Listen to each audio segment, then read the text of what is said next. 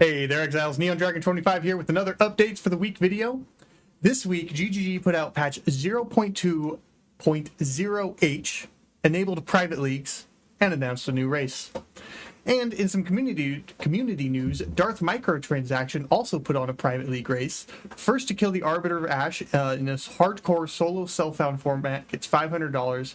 And then the highest level after 10 days gets $100. I believe the Arbiter of Ash has already been taken out, so it's just for the highest level at this point.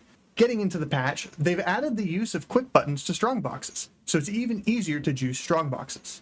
As long as you have the appropriate currency in your inventory, you will see a little button below the strongbox name and info plate to add more juice. Same change has been made with essences, just with Val Orbs. For Breach, they've also improved Breach monster spawning in tight and narrow spaces, as well as spawning in general to make them more reliable. Minimum Breach time is up from 12 seconds to 20 seconds, assuming that no monsters have been killed in that Breach time. Monster power now affects Breach time extension, with magics giving more time and rares giving more than that, and more than normals. Also, Breach splinters will drop at the end of the Breach at your location, so similar to how Delirium works.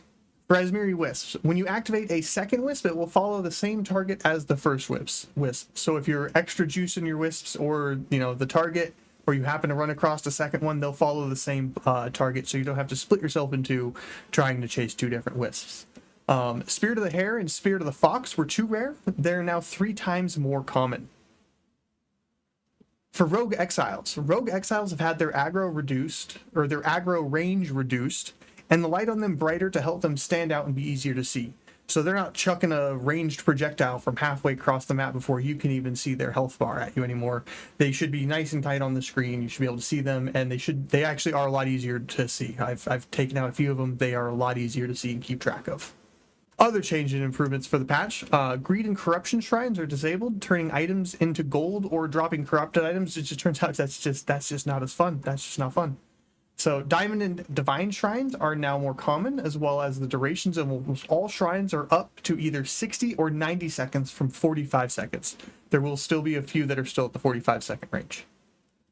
Perfect Jeweler's Orbs and level 20 Uncut Skill Gems and Spirit Gems drop significantly more now, so they should be more common. You should be able to find those a lot more. I've noticed that I've dropped at least a few of the Greater Jeweler's Orbs more, and that the price on these overall is just falling on Alva.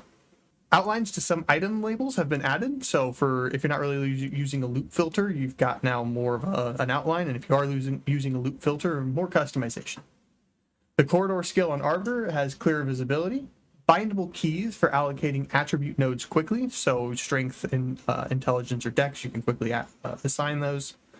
Charms can now go in the flask tab or a flask affinity tab.